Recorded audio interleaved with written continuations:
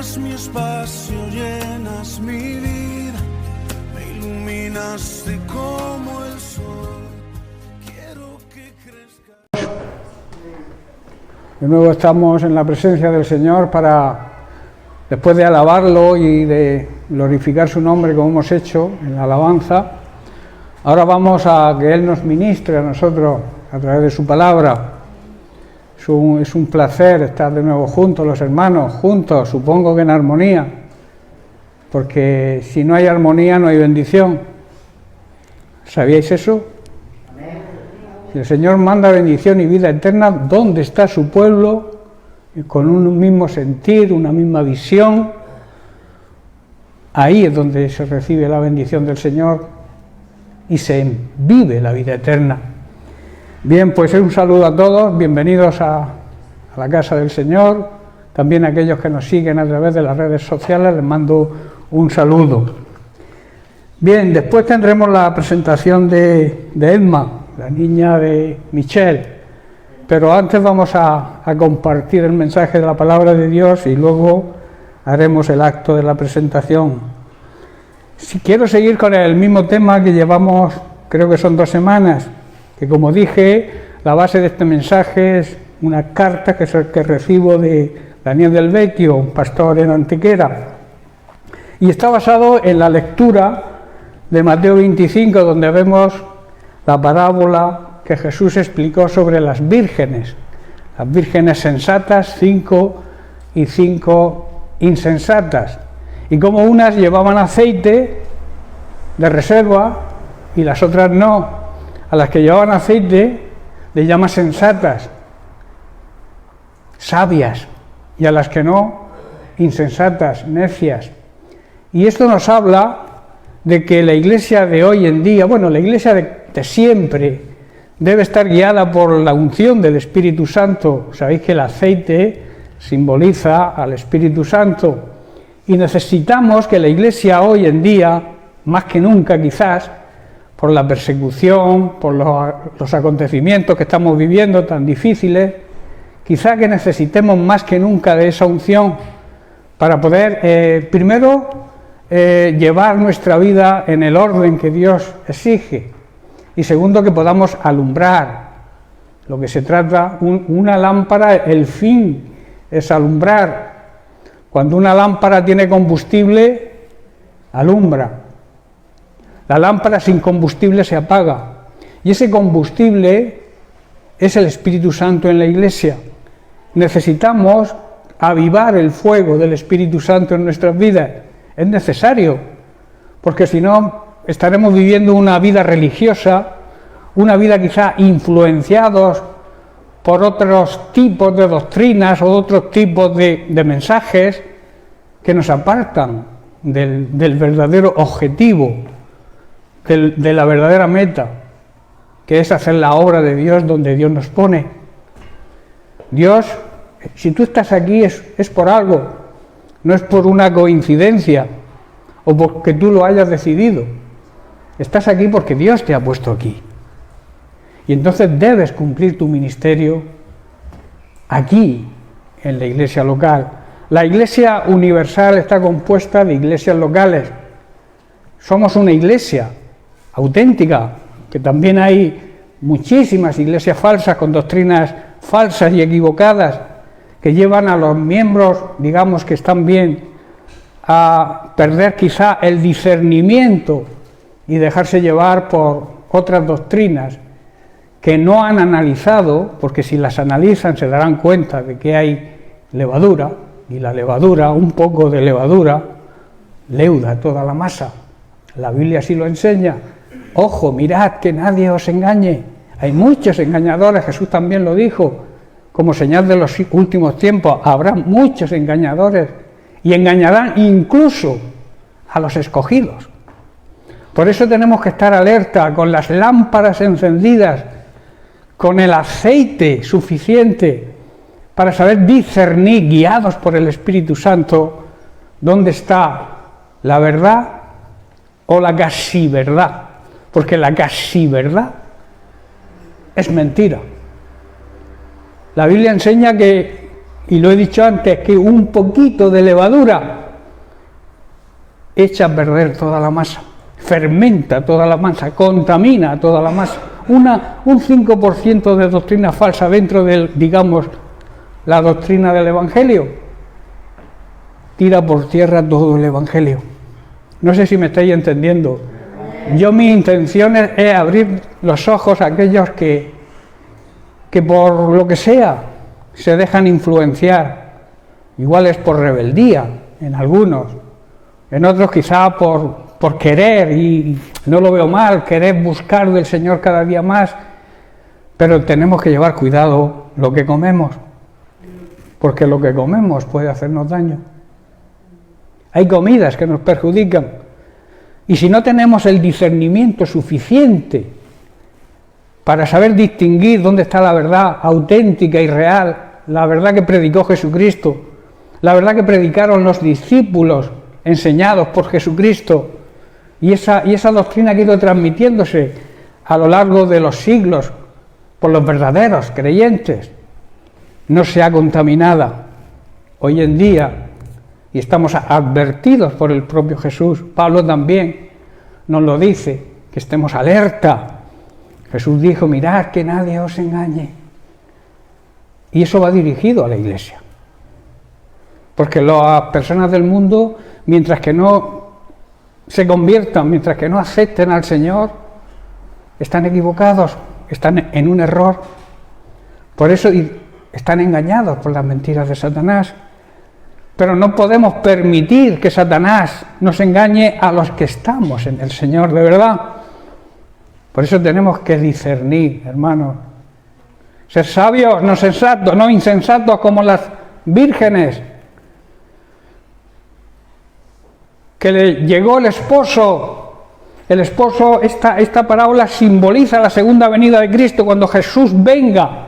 La iglesia tiene que estar preparada y con las lámparas llenas de aceite, porque en los últimos tiempos, antes de la venida, va a ocurrir todo lo que está ocurriendo, porque estamos ya muy cerca.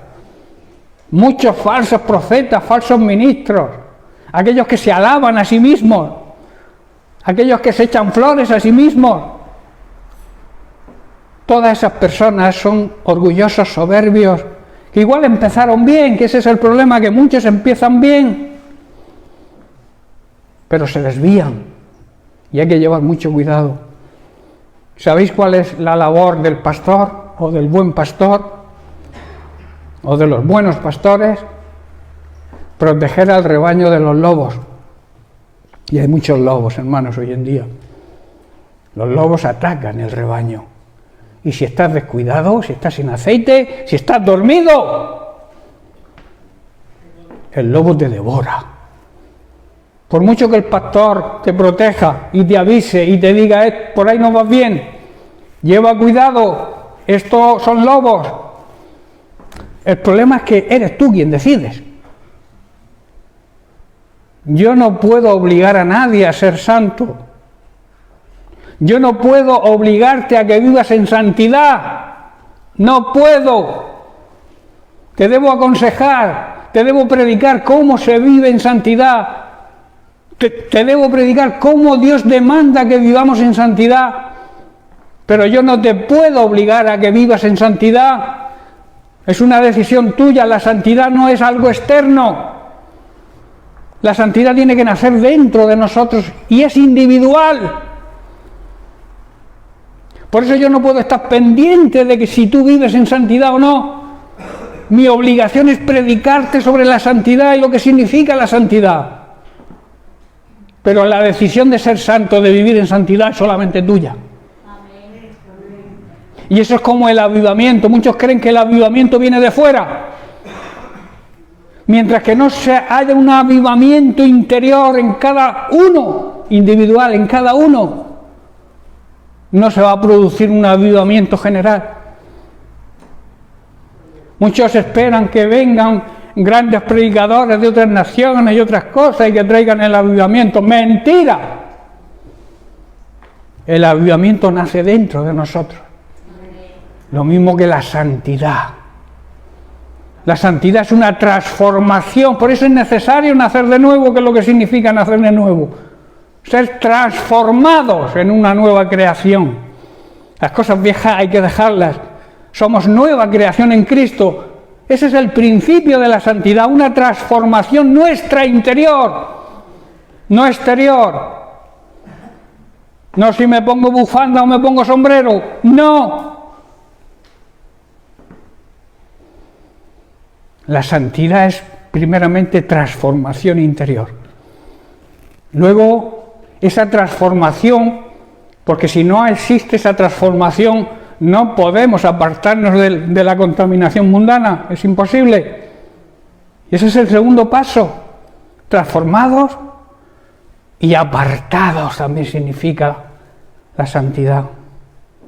Hemos sido santificados por Cristo. Él, a través de su sacrificio, nos santificó. Y eso conlleva nuestra vida de santidad. En agradecimiento a lo que Cristo hizo por nosotros, nosotros debemos vivir en santidad. Pero vuelvo a repetir, tú decides.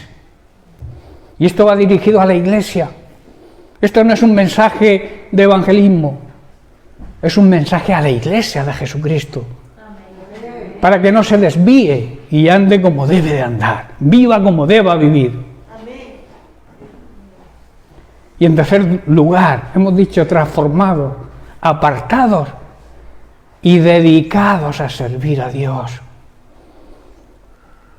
Dedicados a la obra de Dios, no a destruirla como algunos hacen, sobre todo los legalistas y los fariseos. Por eso Jesucristo atacó tanto la falsedad de los fariseos. Les llamaba hijos del diablo. A los religiosos de la época, que hoy en día, por desgracia, las congregaciones están llenas de personas así, de religiosos, de personas legalistas, de personas que hacen las cosas por obligación y están pendientes de lo que hacen otros para criticarlos y así justificar su pecado. Eso es una realidad, hermanos. Muchos quieren justificar su pecado atacando a los demás. Llevar cuidado con eso, hermanos. Eso es muy grave. Dios nos ha llamado a vivir en santidad. Y la santidad empieza en nuestro interior. ¿Estáis comprendiendo, hermanos? ¿Me hago entender? Por eso la necesidad de estar despiertos y que nadie nos pueda engañar. Dice que las 10 vírgenes todas cabecearon, todas, tanto las sensatas como las insensatas, y se durmieron. El peligro también de aquellos que se creen que andan bien, también corren el peligro de dormirse. Y cuando uno se duerme no reacciona bien. Hay personas que te pones a despertarlas y saltan y te pegan un bofetón. No reaccionan bien cuando se despiertan. Porque el que está dormido es como el que está muerto. No ve la luz. ¿Verdad? Si estás dormido, no ves luz. Y necesitamos ser, además de ser luz, andar en la luz. Jesucristo dijo, yo soy la luz que ha venido a este mundo. De ahí todas las lucecitas que se encienden en Navidad. Esa es la simbología. Pero bueno, no es el punto a tratar hoy. Jesús dijo, yo soy la luz que ha venido a este mundo. ¿La luz qué hace? Alumbrar en medio de las tinieblas. Y las tinieblas es la ignorancia, el pecado, la contaminación, la falta de sabiduría, la insensatez. Eso simbolizan las tinieblas. Y Jesús vino a disipar todas las tinieblas y que pudiéramos ver la luz, ver la claridad, conocer la verdad, ser libres, tener sabiduría para tomar decisiones.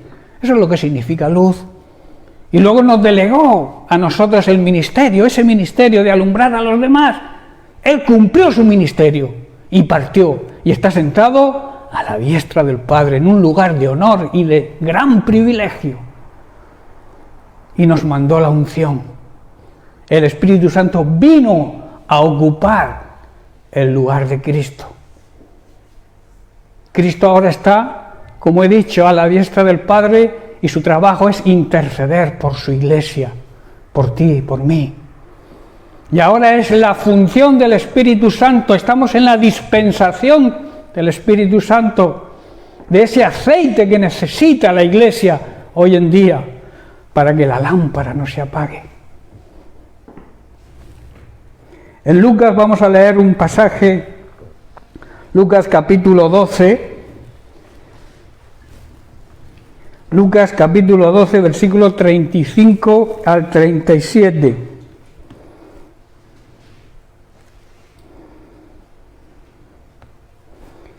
Dice así: estén ceñidos vuestros lomos, y añade, y vuestras lámparas encendidas, y vosotros sed semejantes a hombres, a seres humanos, a personas que aguardan a que su Señor regrese, para que cuando llegue y llame, le abran enseguida.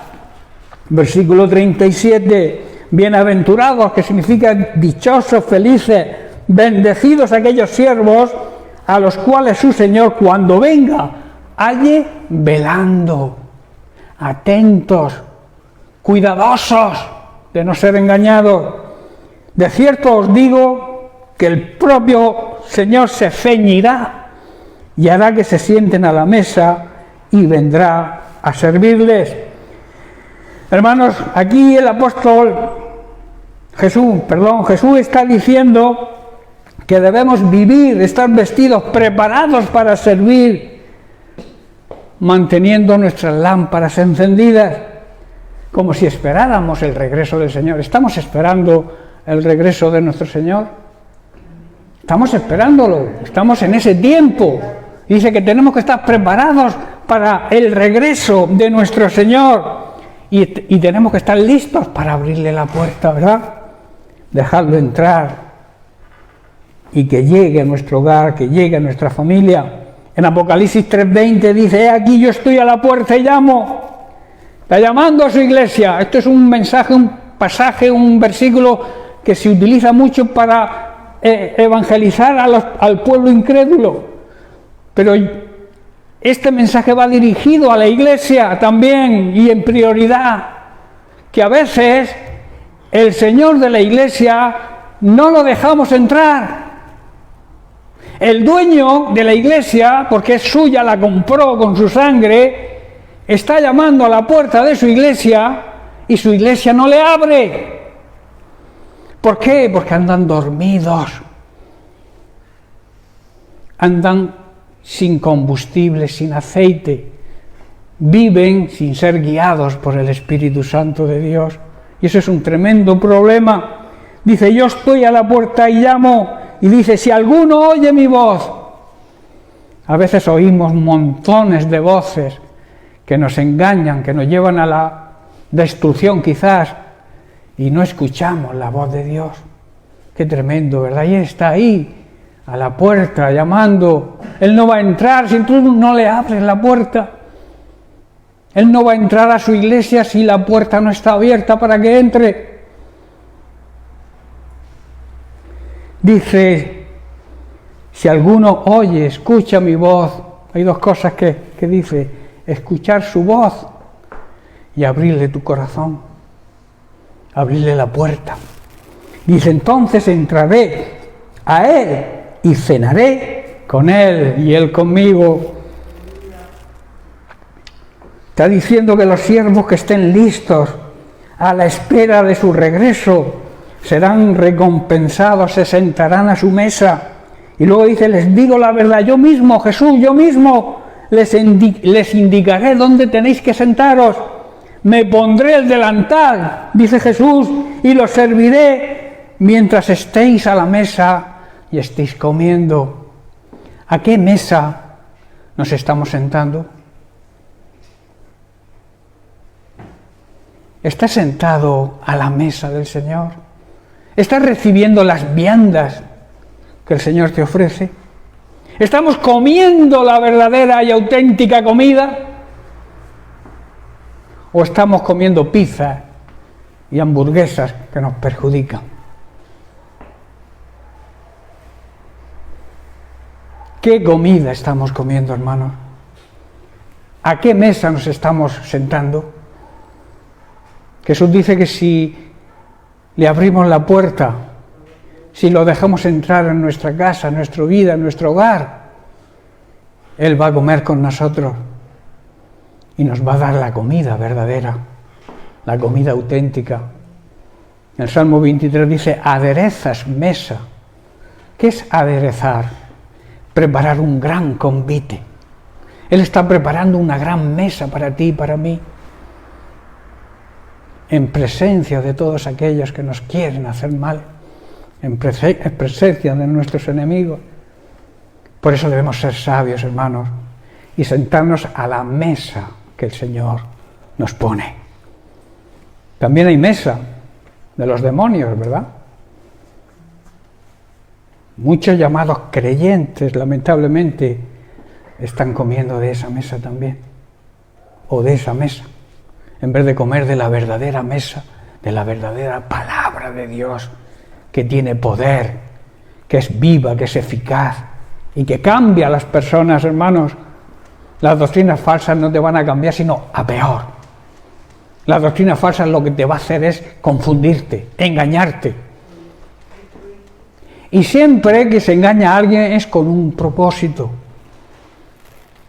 Y hay muchas falsas doctrinas, sectas, que se dedican a engañarte, a meterte el veneno para que hables mal de tu pastor, hables mal de tu congregación, que digan que tu congregación no es santa, no vive en santidad, cuando la iglesia de Jesucristo la santificó Jesucristo con su muerte. Y aquel que no viva en santidad es su problema. Yo ya me preocupo de vivir en santidad, que mi vida sea una vida que le agrade a Dios. Pero te vuelvo a repetir, yo no te puedo obligar a ti. Tú eres quien decides. Jesús estaba anunciando aquí su segunda venida con esta parábola y nos advierte sobre la necesidad, hermanos, de estar preparados y cuidando siempre, estar llenos del Espíritu Santo, vivir de acuerdo a las órdenes y la guía del Espíritu Santo. Eso es lo que significa tener las lámparas encendidas. Una lámpara solo es útil cuando alumbra. Si no estás alumbrando, eres algo inútil, y perdóname, si no eres luz para aquellos que te rodean, porque te falta el combustible, te falta el aceite, te falta la plenitud del Espíritu Santo y ser guiado por Él, andando en obediencia a Él. Eres una lámpara inútil. No sé si estáis entendiendo, no quiero que os lo toméis a mal, pero una lámpara que no alumbra, ¿de qué sirve? Cuando vas en el auto y se te funde una bombilla, ¿qué haces? Como está fundida, ya no da luz, la quitas, la tiras y pones una nueva. Porque no alumbra, y cuando no alumbra es algo inútil, no sirve para nada. La lámpara debe portar luz siempre, para que sea una lámpara útil. De la misma manera, tu vida cristiana necesita el combustible que es la palabra de Dios ungida por el Espíritu Santo, para que haya luz en tu hogar, en tu familia, en tu casa, en todo lo que te rodea, pero también para alumbrar a todas las personas que tienes influencia o que se pueden sentir influenciadas por tu comportamiento. Por eso la vida cristiana tiene que ser una vida de testimonio, una vida que alumbre a los demás, que en estos tiempos tan difíciles que estamos viviendo, la gente que nos rodea pueda sentir consuelo, paz. Debemos transmitirle paz, amor, una vida de testimonio, una vida de servicio a Dios y servicio a los demás. Alguien dijo que el que no vive para servir no sirve para vivir. A veces nos conformamos con migajas, hermanos, y Dios prepara una gran mesa. Come de todo lo que Dios te ofrece y no comas otra comida que te puede hacer daño, hermanos. Lo digo con todo mi corazón y con todo amor. Es una exhortación porque la Iglesia tiene que ser exhortada con el propósito de que crezca. Jesucristo mismo instituyó los 5 ministerios. ¿Con qué fin? ¿Con qué propósito? Para la edificación, el crecimiento espiritual de la Iglesia y la preparación para cumplir su misión de predicar el Evangelio, la Gran Comisión. Para eso estamos los 5 ministerios. Por eso el que no acepta la autoridad que Dios pone en una congregación, no acepta la autoridad de Dios. Porque si los pastores, los evangelistas, los 5 ministerios los ha instituido Jesucristo, los ha puesto Él, en otras palabras, si no estás bajo su autoridad, no estás bajo la autoridad de Dios, y perdóname que te lo diga, pero es así. Si el ministro se equivoca, ya tendrá que darle cuenta a Dios. Porque somos seres humanos, también nos equivocamos, tenemos fallos. ¿Estáis entendiendo, hermano? También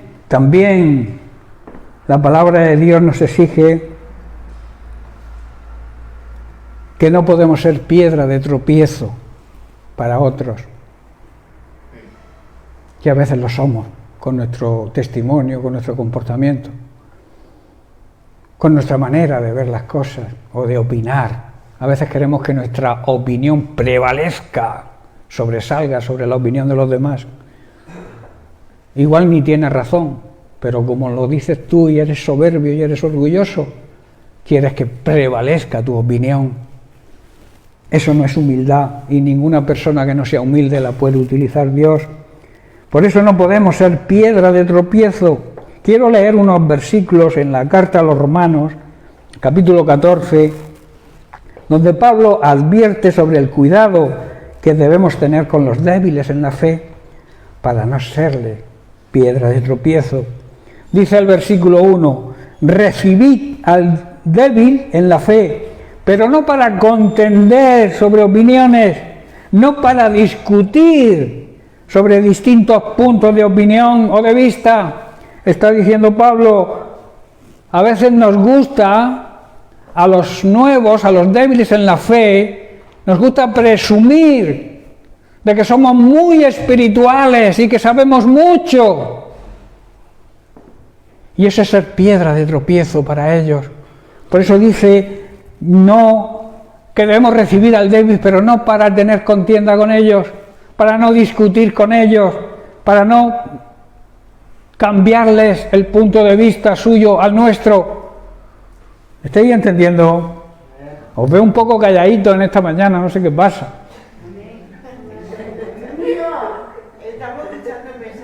Sí. Vamos ahora al versículo 20, donde Pablo pone un ejemplo. Dice, no destruyas la obra de Dios por causa de la comida, por ejemplo. Todas las cosas a la verdad son limpias, pero es malo que el hombre haga tropezar a otros con lo que come o con lo que bebe. No sé si entendéis lo que significa esto. Significa que si un débil dice que hoy no come carne o no bebe vino, que no te pongas tú a comer carne y beber vino delante de él. No porque sea malo el comer o el beber, sino porque puedes herir a esa persona débil en la fe. Si el comer carne es para la persona, el débil en la fe, es un problema que le causas, deja de comer carne delante de él, cómetela en tu casa, que no pasa nada, que dice que todos los alimentos son limpios.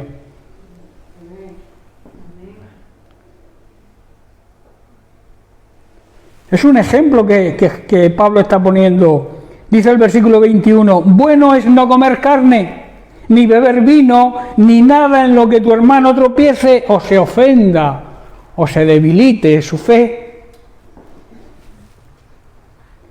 Debemos dejar, hermanos, que el Espíritu Santo haga su trabajo y les vaya mostrando la verdad sobre las cosas a ellos de una manera personal.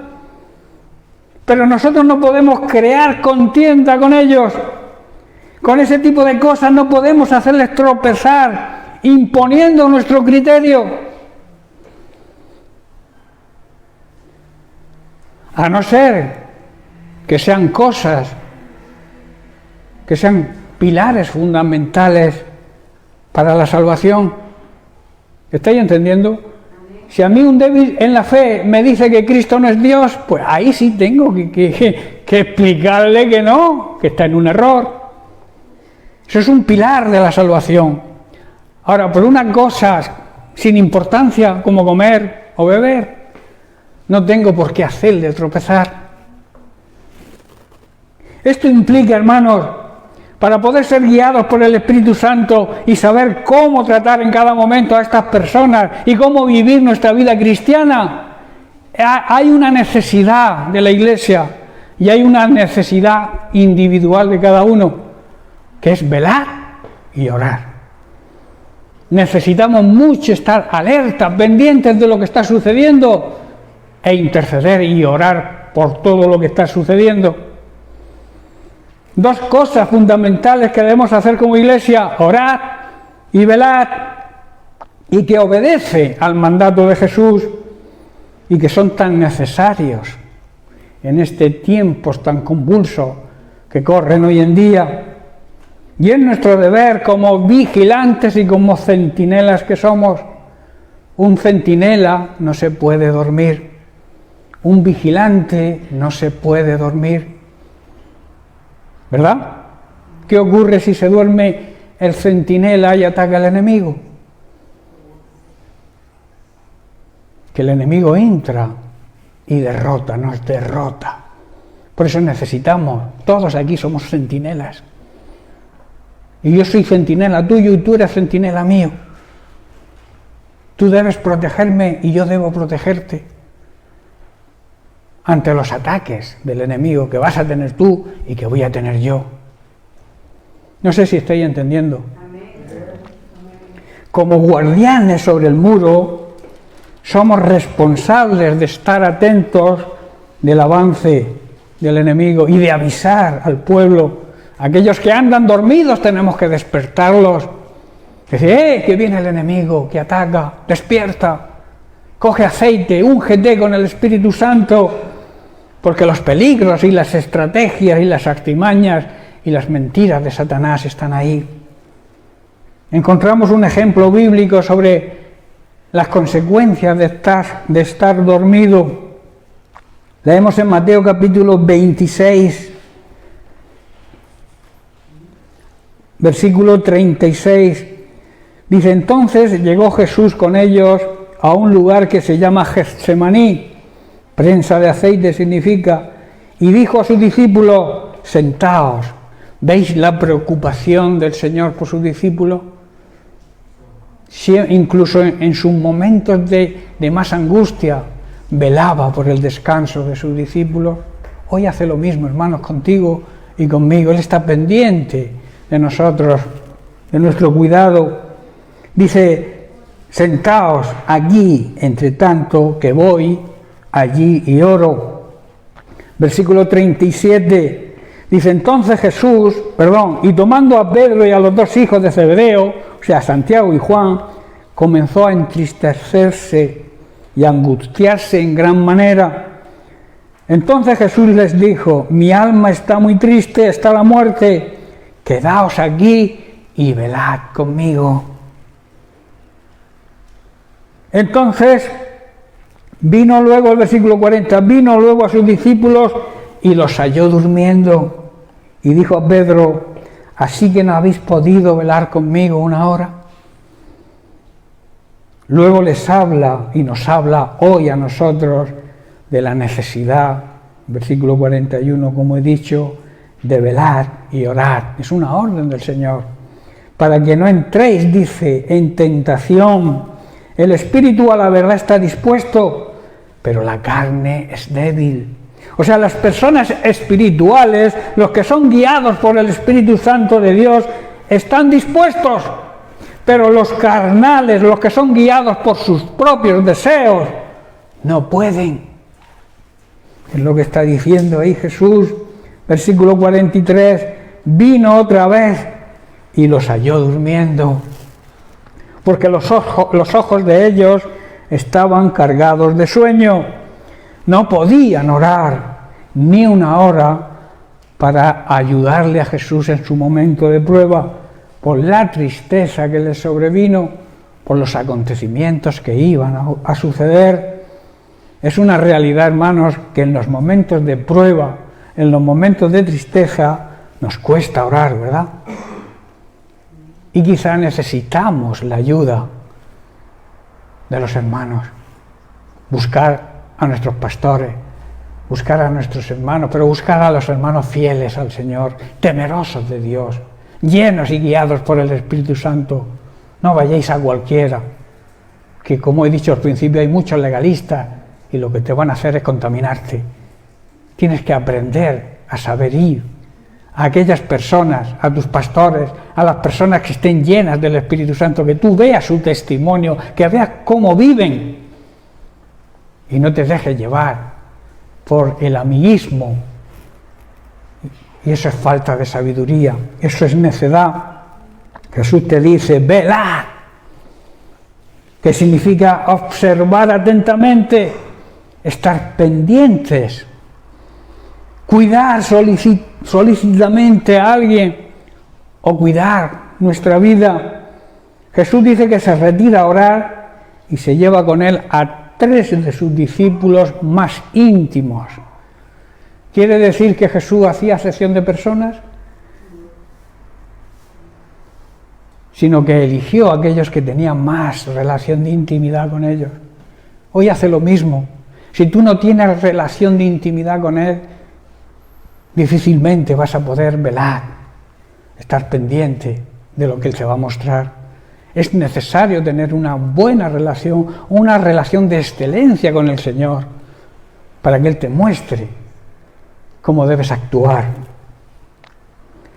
Él dijo, quedaos aquí y velad conmigo. Jesús les estaba diciendo que estuvieran atentos a lo que iba a suceder esa noche y la importancia que tenía, y también que tuvieran cuidado. De alguna manera Jesús quería protegerlos también. Jesús quería también sentirse arropado por sus discípulos en esos momentos de angustia, en los momentos de prueba, como he dicho, de angustia, de tristeza, de desesperación. Debemos buscar el apoyo y la ayuda de nuestros hermanos en la fe. Las preguntas que surgen aquí son las siguientes. ¿Cómo está hoy la iglesia? ¿Cómo está hoy la iglesia aquí en Mula? Apuntar la pregunta porque debemos contestarla a cada uno, particularmente. No digo que la contestéis aquí, sino que vosotros mismos os preguntéis cómo está la iglesia de Mula, cómo estoy yo como parte de la iglesia de Mula que soy, y como parte de la iglesia de Mula, como parte de la iglesia de Cristo. ¿Estamos orando y velando? ¿Estamos cumpliendo las órdenes de nuestro Maestro? ¿Estar pendientes que nadie nos engañe, orar e interceder por los acontecimientos?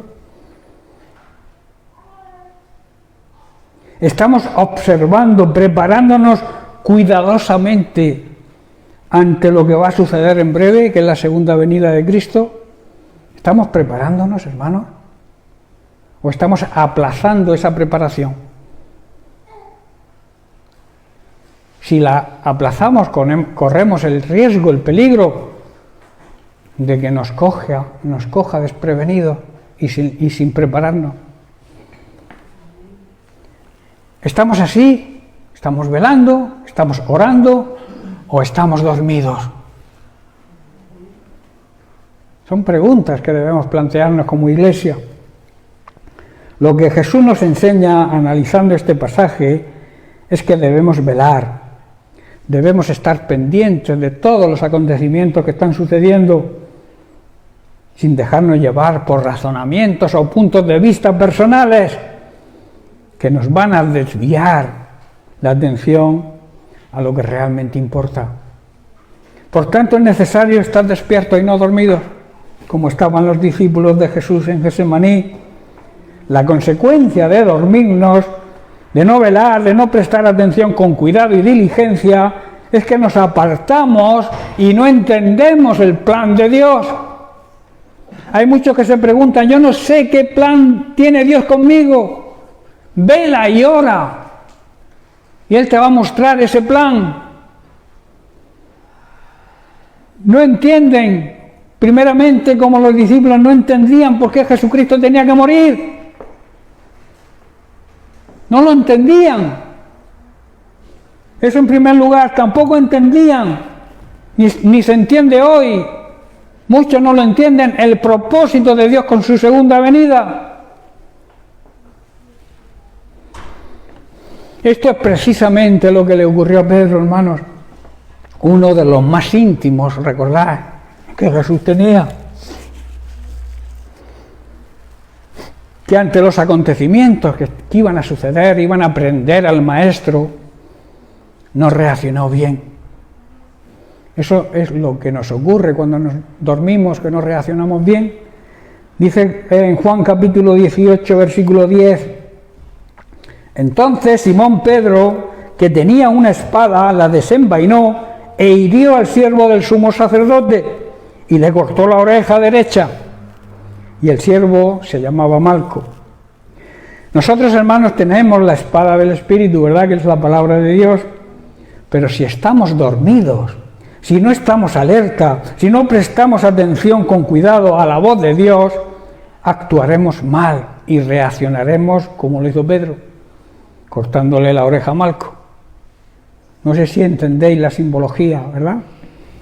Nosotros también tenemos, o podemos herir con la palabra de Dios si no la usamos correctamente. El Evangelio no solo son buenas nuevas para los inconversos,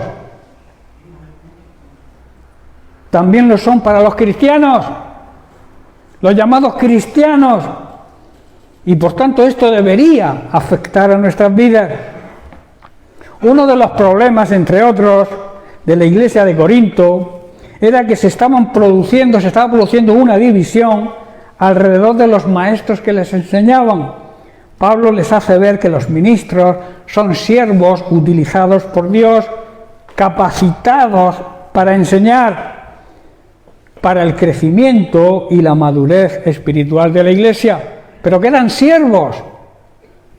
Los ministerios son siervos que Dios pone para que la iglesia madure, para que la iglesia no se desvíe, que siga la línea recta hacia nuestra meta.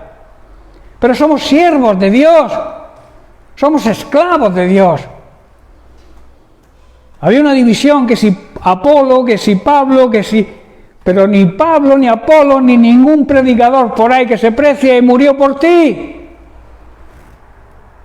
El único que murió fue Jesucristo. Y Él es el que te da las órdenes. No ningún pastor por ahí que diga que está en posesión de la verdad y que si no perteneces a su iglesia no te salvas. Que todos los demás están condenados menos su iglesia.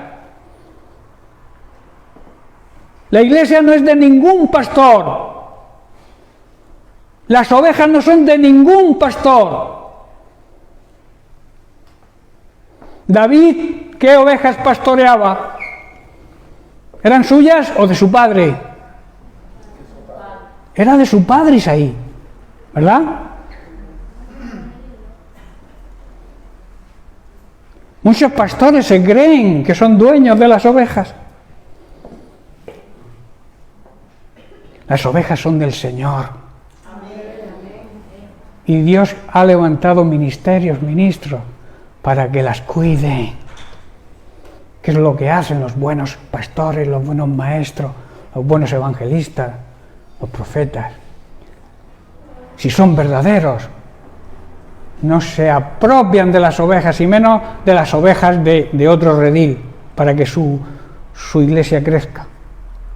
Que es lo que hacen, lamentablemente, muchas mega iglesias.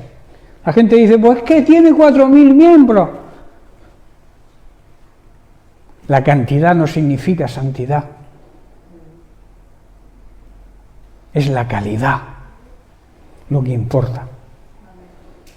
A veces pensamos que porque las iglesias son muy grandes, muchas iglesias llamadas mega iglesias están fundamentadas en un negocio. Y cogen a los incautos, a los ignorantes, a los débiles en la fe, a los que, yo qué sé, se piensan que no están bien donde están porque no hay santidad. Y te arrastran y te llevan a la ruina seguramente. Porque hay iglesias que lo primero que hacen es exigirte mediante un documento saber lo que ganas para controlar tus diezmos y tus ofrendas. Eso lo hacen muchas mega iglesias de este tipo. Así que tenemos que llevar cuidado, hermano. Abrir los ojos, porque se pueden quedar con tu salvación, perder tu salvación y perder todos los bienes que tengas. Hay un caso, que no voy a decir nombres, pero es conocido, de un pastor que estuvo pidiendo ofrendas y grandes ofrendas, obligando a sus miembros a ofrendar para levantar un templo, una iglesia nueva. Se metió en hipotecas, se metió con los bancos. La iglesia empezó a construirse y cuando estaba casi acabada, el pastor desapareció y dejó a la iglesia sin pastor y con la deuda al banco. Él se había llevado todas las ofrendas. Había pedido préstamos para hacer la iglesia, pero las ofrendas que cogió de los miembros se las llevó a él y desapareció. Santos hermanos, alerta, que hoy en día hay muchos lobos rapaces que se comen, aparte de la lana, la carne de las ovejas. Estoy terminando. Por eso, como he dicho, uno de los problemas, entre otros muchos, es que la iglesia se deja llevar por los hombres. Hay muchos supuestos cristianos que son necios, que no tienen las lámparas encendidas, que no tienen la unción, que no tienen la claridad para ver todo esto. Te inyectan el veneno, te atontan y te hacen que te equivoques. Pero Dios ha levantado a sus ministros verdaderos, dándoles la capacidad para enseñar, para que la iglesia crezca, madure y no sea engañada por nadie. Quiero terminar con 2 de Corintios, capítulo 3, donde dice Pablo y exhorta a los corintios ante estos problemas que la iglesia de Corintios tenía, de que se creaban divisiones, porque unos seguían a un hombre y otros seguían a otro, unos seguían, digamos, a un pastor como hoy y otros siguen a otro. Dice así: y tal confianza tenemos mediante Cristo para con Dios, dice, no que seamos competentes por nosotros mismos, o sea, la capacidad no es por nosotros mismos, para pensar algo como nosotros mismos, sino que nuestra competencia, nuestra capacidad, ¿de dónde proviene? Proviene de Dios, el cual asimismo nos hizo, Él nos capacitó, nos hizo ministros competentes de un nuevo pacto. Dice, no de la letra, que la letra mata, sino del espíritu. Con la letra, hermano, muchas veces herimos a la gente, mas el espíritu da vida, vivifica. Cuando hablamos guiados por el Espíritu Santo, damos y transmitimos vida. Si no lo hacemos así, si utilizamos la espada del Espíritu sin el Espíritu, ¿qué ocurre? Que matamos a la gente, transmitimos muerte en vez de vida. Por eso se le llama la espada del Espíritu. La Biblia es el arma, la espada, pero tiene que estar dirigida por el Espíritu Santo. La palabra de Dios que tú prediques tiene que estar ungida por el Espíritu Santo para que produzca vida. Si no lo usamos así, va a producir muerte, que es lo que hacen los legalistas y los fariseos y aquellos que se creen mejor que nadie. Amén. Bien, pues lo vamos a dejar aquí y seguiremos la semana que viene hablando del descontrol que puede haber en la iglesia cuando no se sigue la guía del Espíritu Santo. Amén. Bien, pues muchas bendiciones para todos.